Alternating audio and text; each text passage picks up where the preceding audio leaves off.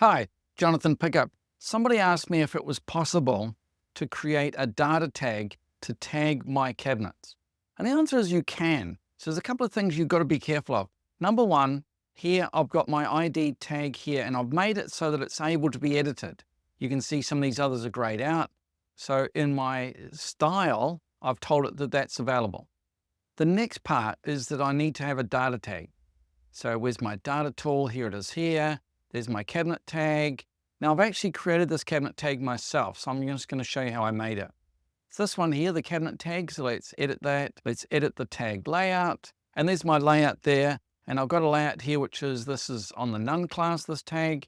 And down here, the define tag field is looking for a cabinet and it's looking for the data ID label. So that's cool.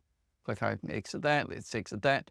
So now I've set this all up so that when I go to create a data tag, I've set this up so that you'll notice when I go near a cabinet, it turns red. When I go near other objects, it doesn't.